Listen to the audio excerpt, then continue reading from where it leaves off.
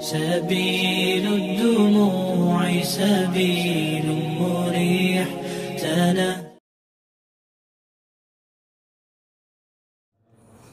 Bapak, Ibu, saudara-saudari jamaah salat subuh yang dirahmati Allah Subhanahu wa Ta'ala.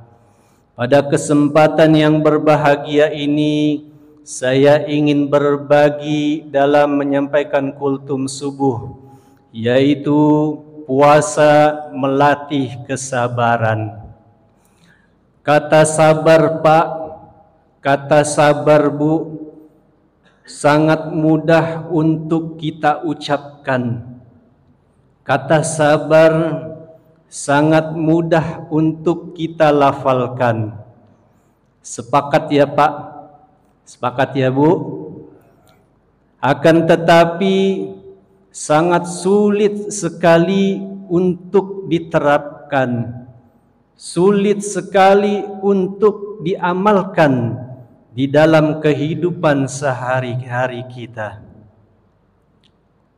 Andaikan kita umpama Bapak yang hadir di sini ditimpa musibah, ditinggalkan oleh istri untuk selama-lamanya, kita yang masih hidup memberikan nasihat kepada rekan kita, yang sabar ya Pak, mudah-mudahan almarhumah diterima Allah Subhanahu wa Ta'ala.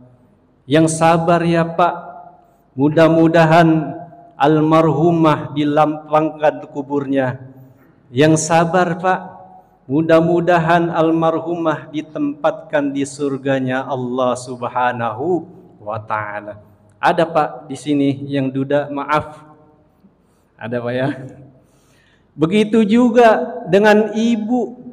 Andaikan ibu ditimpa musibah, ditinggalkan oleh suami untuk selama-lamanya, maka kita yang masih hidup menasehati ibu untuk bersabar ya Bu.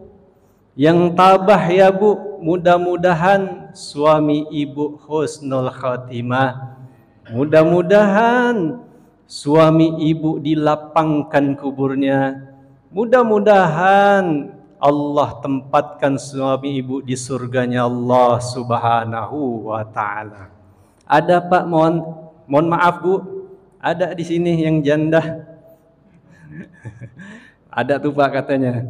Ibu, jika seseorang atau saudara atau kerabat kita juga ditimpa musibah, jika teman saudara kerabat kita diuji oleh Allah Subhanahu wa Ta'ala, jika kita melihat teman kita, saudara kita sedang marah-marah karena dizolimin oleh orang lain, tentu kita sangat mudah sekali untuk memberikan nasihat yang sabar ya, yang tabah ya, kita kembalikan kepada Allah, biar Allah saja yang membalasnya. Tentu semua ada hikmahnya nanti. Begitu kita mudah sekali untuk menasehati tentang kesabaran kepada orang lain. Akan tetapi jikalau kita yang ditimpa musibah, jika kita yang ditimpa masalah, jika kita emosi dihadapkan suatu masalah, dizalimi oleh orang lain, kita bersikap dengan marah-marah, maka tentu saja orang lain menasihati kita untuk bersabar, akan sangat sulit kita nerimanya, akan sangat sulit kita tabah menjalaninya jemaah sekalian. Begitulah kita. Oleh karena itu Allah Subhanahu wa Ta'ala sangat dekat kepada hamba-hambanya yang mau bersabar. Hal ini digambarkan di dalam Al-Quran surah Al-Baqarah ayat 153 yang berbunyi, Innallaha ma'as sabirin. Sesungguhnya Allah bersama orang-orang yang sabar. Bapak, Ibu, saudara-saudari jamaah salat subuh rahimakumullah. Nabi Muhammad sallallahu alaihi wasallam ialah nabi besar yang begitu luar biasa sabarnya, yang dapat kita jadikan suri tauladan untuk kehidupan kita sehari-hari. Beliau suatu hari sedang ceramah di Taif. Lagi ceramah, beliau ditimpuki oleh kotoran dari kaum kafir Quraisy ketika itu. Beliau sedang ceramah, ditimpuki, kena mukanya, kena jidatnya, berdarah. Apakah Rasulullah marah? Enggak, jamaah sekalian. Rasul tetap sabar. Rasul tetap menahan diri, tidak membalas orang kafir Quraisy yang telah menyakiti beliau. Akan tetapi malaikat Jibril yang marah kepada orang kafir Quraisy yang telah menyakiti baginda Rasulullah Muhammad sallallahu alaihi wasallam. Malaikat Jibril nyamperin tuh Nabi Muhammad, "Ya Muhammad, apakah engkau mau Jabal Uhud, Gunung Uhud, saya tiban kepada orang kafir Quraisy yang telah menyakiti engkau, wahai Muhammad?" Kata Nabi, "Jangan Jibril, jangan. Hari ini orang tuanya begitu, mana tahu anaknya bisa. Kalau anaknya tidak bisa, mana tahu cucunya." Begitu terus menerus, kata Nabi Muhammad sallallahu alaihi wasallam. Kata Jibril, "Saya banting."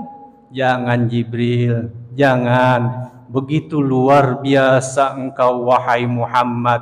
Engkau manusia agung, manusia yang begitu luar biasa kesabarannya menghadapi orang-orang yang telah menyakiti engkau, Muhammad.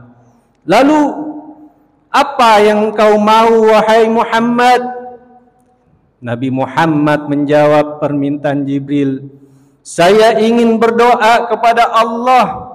Mohon aminkan doaku, wahai Jibril. Allahumma hdi qaumi fa innahum la ya'lamun."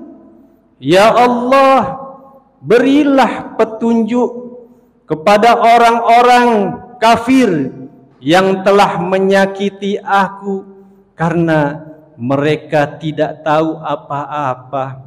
Oleh karena itu, melalui mimbar yang mulia ini, marilah kita sama-sama belajar. Marilah kita sama-sama untuk senantiasa mencari ilmu. Bagaimana cara sabar dari berpuasa.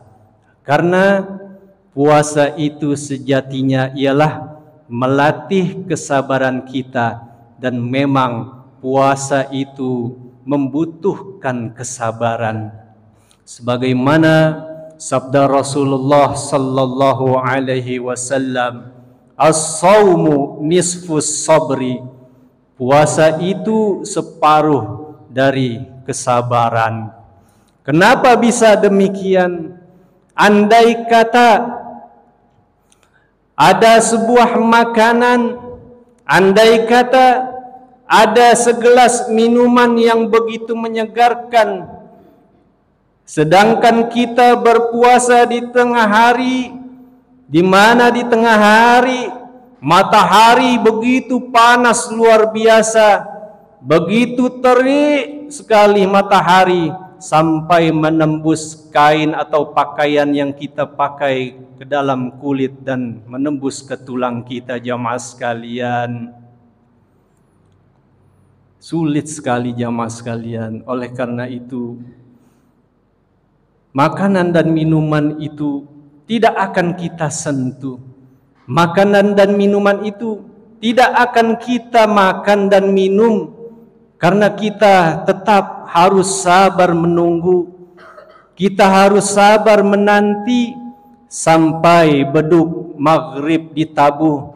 Kita sabar menunggu, kita sabar menanti sampai beduk maghrib ditabuh dan sampai azan maghrib berkumandang.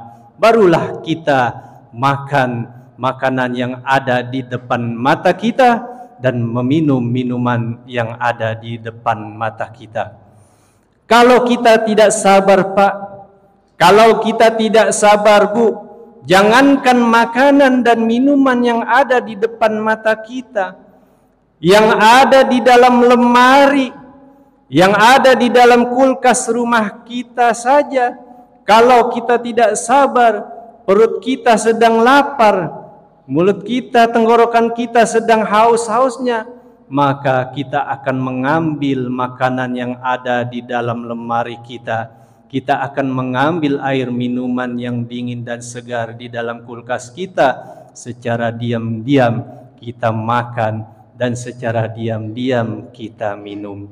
Oleh karena itu jamaah sekalian, maka puasa itu membutuhkan kesabaran, dan puasa itu dapat melatih kita untuk dapat bersabar, dan kita menjadi orang-orang yang sabar dan dekat kepada Allah Subhanahu wa taala. Kaum muslimin, Bapak dan Ibu rahimakumullah, oleh karena itu marilah kita sama-sama untuk dapat bersabar di dalam menghadapi musibah yang datangnya dari Allah Subhanahu wa taala. Musibah atau masalah tentu setiap hamba-hamba Allah pasti akan merasakannya. La yukallifullahu nafsan illa wus'aha. Allah tidak akan menimpakan seseorang musibah atau masalah melebihi batas kemampuannya. Kemudian jamaah sekalian, marilah kita bersabar dalam menjalankan ketaatan atas perintah Allah Subhanahu wa taala. Kita diperintahkan oleh Allah di bulan Ramadan ini untuk berpuasa sebulan penuh. Alhamdulillah, pada hari ini kita memasuki puasa yang ke-17. InsyaAllah kita dapat mampu atau sabar menjalani ibadah puasa di bulan Ramadan dari hari pertama sampai dengan hari yang ke-30, dan mudah-mudahan kita menjadi manusia yang fitrah, manusia yang suci tanpa noda dan dosa. Dan kemudian jamaah sekalian, mudah-mudahan kita semua diberi kesabaran dalam menjauhi segala hal-hal yang dilarang oleh Allah Subhanahu wa taala. Kita dapat sabar menghindari dari perbuatan-perbuatan maksiat, perbuatan-perbuatan yang tidak diridhoi oleh Allah Subhanahu wa taala. Bapak Ibu jamaah salat subuh rahimakumullah, barangkali ini saja yang bisa dapat saya sampaikan. Mudah-mudahan walaupun sedikit ada manfaatnya bagi kita semua. Nasrum minallah wa fathun qarib wa basyiril mu'minin. Wassalamualaikum warahmatullahi wabarakatuh.